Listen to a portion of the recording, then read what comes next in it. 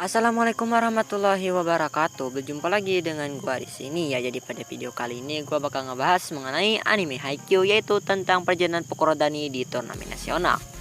Nah, setelah di video sebelumnya gue ngebahas mengenai perjalanan Karasuno, dan sekarang gue memutuskan untuk membuat pembahasan mengenai perjalanan Pokorodani. Ya, untuk seterusnya gue bakal bahas mengenai perjalanan Nekoma dan SMA-SMA lainnya yang bakal gue bahas.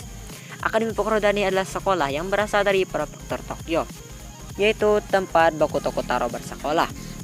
Pada penyelesaian untuk menuju turnamen nasional musim semi, Pokorodani menghadapi Nekoma serta Itachiyama. Di babak pertama, Pokorodani menghadapi SMA Nekoma yang dimana di sana dimenangkan oleh Pokorodani. Dan di babak kedua, Pokorodani dikalahkan oleh Itachiyama dan membuat Pokorodani menjadi perwakilan kedua di prefektur Tokyo sebagai tim yang mewakili Tokyo di turnamen nasional musim semi. Di babak pertama turnamen nasional musim semi, Pokorodani menghadapi SMA Iwa yang berasal dari prefektur Uita. Di babak pertama dimenangkan oleh Pokorodani, dan Pokorodani pun otomatis lolos ke babak kedua di hari kedua dengan cukup mudah, yang dimana pada saat itu juga ada sedikit masalah tentang Bokuto, ya tahu sendirilah.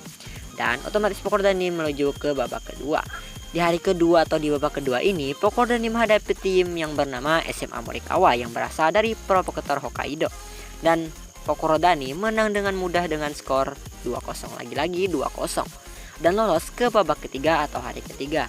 Yang dimana jika kalian udah baca atau udah nonton video sebelumnya, kalian bakal tahu hari ketiga ini ngapain.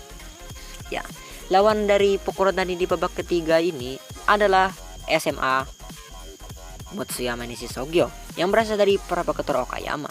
Dan di sini tuh nggak dilihatin di animenya ya gimana cara Bokuto ini menang, tapi yang pasti yang memenangkannya adalah Akademi Pokorodani dengan skor 2-0 lagi-lagi. Otomatis Pokorodani melaju ke babak keempat dan bakal bermain lagi setelah istirahat di babak ketiga. Di babak keempat atau perempat final ini, Pokorodani menghadapi SMA Mujinazaka yang berasal dari prefektur Oita. Yang dimana SMA Mujinazaka ini adalah tempat dari salah satu top 3 top S berada, yaitu Shikiryu, yang gue lupa nama panjangnya siapa. Nah, tentunya SMA Mujinazaka ini bukan tim yang cukup mudah untuk dilawan Bokuto Kotaro, apalagi isinya itu ada salah satu 3 top S yang sama dengan Wakatoshi serta Sakusaki Omi. Yap.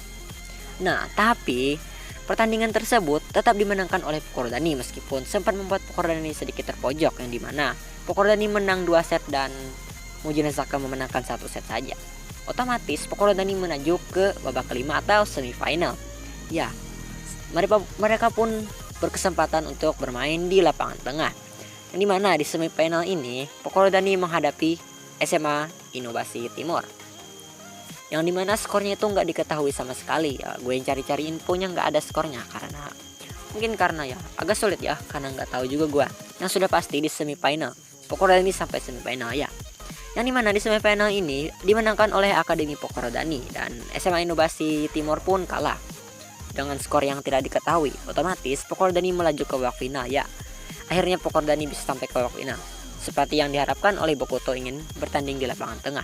Di babak final ini, jika kalian menonton video saya sebelumnya juga, di babak final ini Pokorodani melawan SMA Ichibayashi, yang dimana di babak final ini mereka bertanding sebanyak 5 set ketika tidak ada yang berturut-turut menang 2 kali.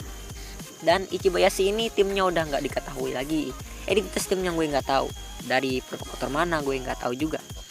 Nah, di final ini sayangnya Pokorodani kalah oleh SMA Ichibayashi dengan skor 2-3, yang dimana Pokorodani mendapatkan 2 set dan SMA Ichibayashi memenangkan 3 set. Otomatis perjalanan Pokorodani di turnamen nasional musim semi berakhir sampai dengan final, yang dimana Pokorodani mencapai 2 juara kedua di turnamen nasional.